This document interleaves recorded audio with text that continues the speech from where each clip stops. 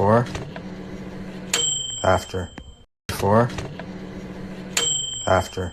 5년을 구형했습니다. 용병기업 바그너의 수장. 이건 정말 많은 분들이 놓치시는 포인트일 것 같아요. 이게 얼굴 근육까지 이어져서 좀 인상이 바뀌었어요. 후면으로 이렇게 사진을 찍고 저는 실제로 이제 예비 남편 오빠랑 해봤어요. 사진을 서로 찍어준 다음에 선을 그어요. 안녕하세요, 지윤입니다. 오프닝 진짜 대박이죠? 저 많이 달라지지 않았나요? 저는 성형을 하진 않았으니까 이목구비가 드라마틱하게 바뀌진 않았는데 그래도 분위기가 좀 달라지고 정돈된 느낌이 들어요. 저 20대 초반에 그 연예인들이 눈썹 진하게 그리고 결 살리는 메이크업 한 게 너무 예뻐 보이는 거예요. 그리고 그게 유행이었던 적이 있어요. 그래서 저도 저게 예쁜 거구나 하고 무작정 따라한 적이 있거든요. 근데 실제보다 더 통통해 보이고 답답해 보이는 거예요. 그래서 그때 깨달았죠. 그러니까 무작정 따라한다고 다 되는 게 아니구나. 그때 마음가짐을 바꾼 게 유행을 따라간다기보다는 내 얼굴에 맞는 방향을 찾아간다 라는 마음가짐으로 좀 바꾸고 스타일링을 했거든요. 이걸 기준으로 보니까 훨씬 자연스럽게 내 스타일을 찾게 되고 예뻐지더라고요. 그래서 오늘은 제가 요즘 결혼 준비하면서도 더 뼈저리게 느끼고 있고 아나운서 준비를 하면서 정말 많이 연구했었던 뻔하지 않은 실제 효과가 있었던 뷰티 체크리스트 알려드릴 건데요. 무작정 따라하는 게 아니고 내 얼굴을 분석하고 방향을 찾는 법 위주로 알려드릴 테니까 끝까지 영상 시청해주세요. 첫 번째는 얼굴 타입 분석입니다. 예뻐져야지, 나 이제 달라질 거야 라고 했을 때 눈썹을 바꿀까? 머리를 잘라볼까? 퍼스널 컬러를 받아볼까? 라는 생각부터 먼저 하시잖아요. 저도 그랬고. 근데 그 전에 저는 내 얼굴 타입을 먼저 알아야 된다고 생각해요. 저도 그랬듯이 남에게 예쁜 게 나한테는 안 예쁠 수가 있거든요. 그리고 특히 저는 방송을 했었으니까 카메라에 비춰질 때 내가 어떤 모습인지를 되게 많이 보고 또 실험도 많이 해봤어요. 카메라에는 작은 디테일도 되게 커 보이거든요. 그래서 어느 날은 머리를 양쪽을 내렸다가 어느 날은 한쪽만 내렸다가 또 어느 날은 둘 다 넘겼다가 뭐 이런 식으로 실험을 많이 해보고 스타일을 찾았습니다. 이런 걸 카메라 마사지라고 하는 거랍니다, 여러분. 이렇게 나의 스타일을 찾아가는 게. 근데 꼭 방송을 하는 사람이 아니더라도 찾아갈 수 있어요. 그 셀프 진단법을 알려드릴게요. 자, 첫 번째, 진짜 쉬운 방법입니다. 사진 보정할 때 내가 뭘 건드리는지를 파악해보는 거예요. 여러분 사진 찍고 보정하잖아요. 저는 사진 보정할 때 중안부 길이를 조금 줄이고 이 눈 앞머리 부분을 좀 트고요. 콧볼을 살짝 줄이고 아랫입술을 살짝 도톰하게 만들어요. 그러면 제가 생각했을 때 제 얼굴이 예뻐 보이더라고요.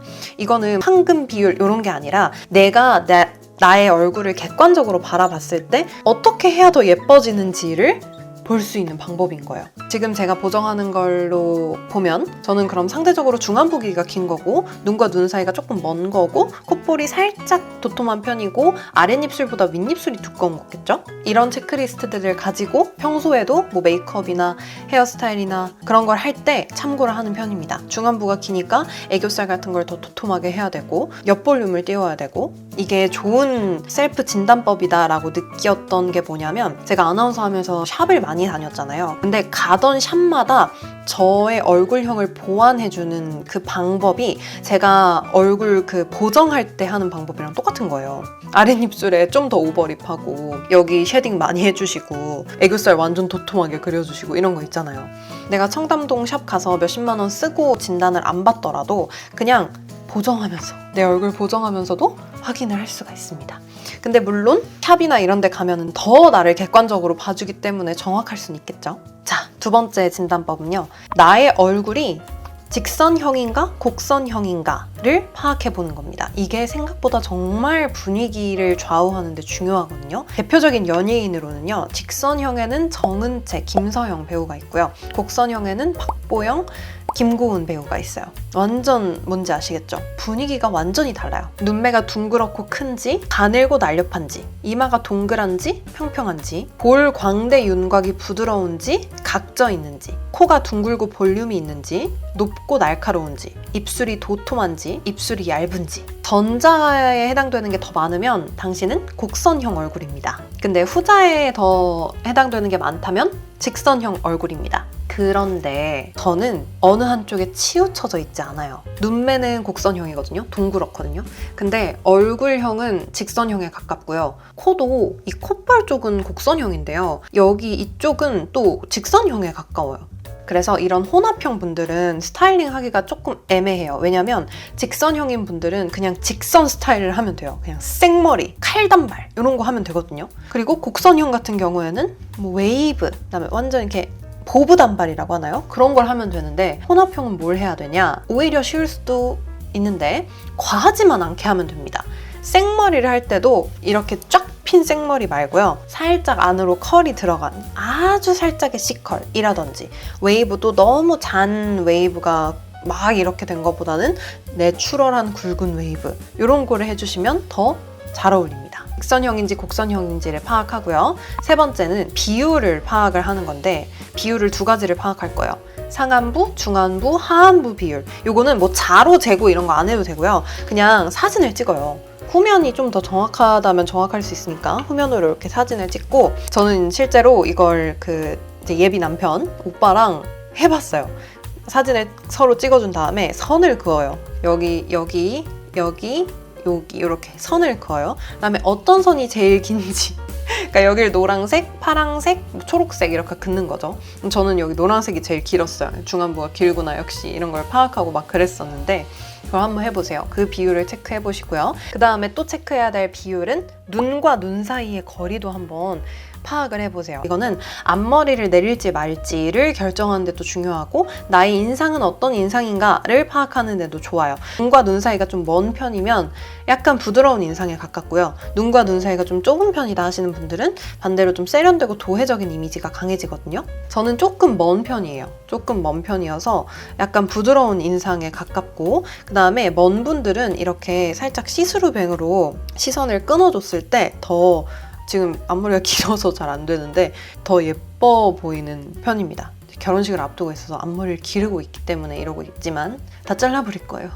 그 다음에 눈썹과 눈 사이도 파악하시면 좋아요. 저는 눈썹과 눈 사이가 조금 좁은 편이거든요. 이게 또 좁은 편이면 세 보이고 먼 편이면 부드러워 보여요. 그래서 난 세 보이는 인상이 싫어 하시는 분들은 이건 넓힐 수 있는 그런 스타일링을 해야겠죠. 그래서 저 같은 경우에는 눈썹 색을 좀 뺀다던가 마스카라 할 때도 너무 이렇게 바짝하지 않아요. 왜냐면 그럼 더 좁아 보이기 때문에 속눈썹 붙일 때도 너무 긴 거 안 붙이고 그런 식으로 보완을 합니다. 그 다음에 마지막 체크리스트, 요거는 이 머리카락만 있으면 가능한데요. 이 머리를 이렇게 다 앞으로 쏟아냈을 때 얼굴이 더 작아 보이는지 저는 진짜 아니죠. 진짜 최악이죠. 오히려 이렇게 넘겼을 때가 괜찮은지를 파악을 해보세요. 이거는 정말 바로 보여요. 저는 여기가 좁고 이렇게 길기 때문에 이걸 덮어버리면 더 부각이 되거든요. 근데 얼굴이 내가 좀 동그란 편이다 하시는 분들은 오히려 앞으로 쏟아냈을 때 얼굴이 더 작아 보이겠죠. 그래서 웨이브를 넣을 때도 여기를 가릴 수 있게 스타일링을 하시면 좋고요. 근데 저는 이렇게 드러내야 됩니다.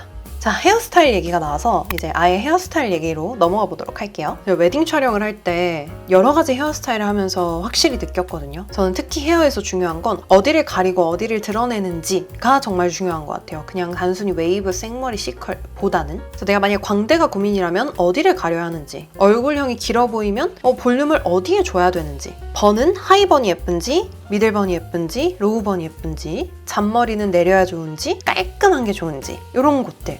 저 같은 경우에는 중안부가 긴 편이라고 했잖아요. 오늘 중안부 얘기 되게 많이 할 건데 완전 로우번보다는 미들번이나 하이번이 낫습니다. 왜냐하면 로우번은 시선이 어쨌든 아래로 향하게 되잖아요. 그래서 얼굴이 더 길어 보이거든요. 근데 미들번은 한번 중간에 끊으니까 짧아 보이고 하이번은 그 시선이 위로 분산되기 때문에 좀 짧아 보여요. 그리고 볼륨을 저는 위쪽 볼륨을 많이 주면 얼굴이 더 길어 보이기 때문에 옆쪽 볼륨만 많이 주고 여기는 진짜 살짝 뿌리만 주는 편이에요. 그리고 미간 사이가 좁지 않은 편이라서 시스루뱅으로 눈과 눈 사이를 한번 끊어주는 게 더 예뻐 보였고 그리고 제가 얼굴이 완전 직선형이 아니기 때문에 완전 그냥 일자 생머리보다는 이렇게 살짝 컬이 들어간 머리가 더 잘 어울립니다. 이렇게 앞서 제가 말씀드렸던 셀프 진단법을 하고 나서 나에게 어울리는 헤어스타일을 찾는 거예요. 저는 솔직히 말하면 메이크업보다 이 헤어가 주는 차이가 어마무시하다고 생각해요. 그래서 여러분들도 여러분들에게 꼭 맞는 헤어스타일을 찾으시길 바라겠고요. 저의 베스트 스타일링은 시스루뱅 살짝 내려간 그 단발이거든요. 그래서 결혼식 끝나고 다 잘라버릴 겁니다. 다음은 퍼스널 컬러 얘기를 좀 해볼까 해요. 퍼스널 컬러는 색깔을 얘기하는 것도 있지만 단순히 그냥 뭐 색조 화장품 색 추천을 받기 위해서 한다기보다는 그렇게만 말하면 좀 아쉬워요. 이 퍼스널 컬러가 내가 어떤 분위기로 가야 가장 살아나 보이는지를 알려주는 거라고 생각해요. 퍼스널 컬러는. 저는 검사했을 때 봄 웜 라이트에 쿨이 살짝 섞인 그런 퍼스널 컬러를 갖고 있다고 했거든요. 그러니까 이런 색깔 옷이 잘 어울리는 거예요. 살짝 파스텔, 밝은 파스텔 느낌의 색상. 근데 같은 계열의 녹색이더라도 저는 청록색 이런 거 하면 되게 나이 들어 보여요.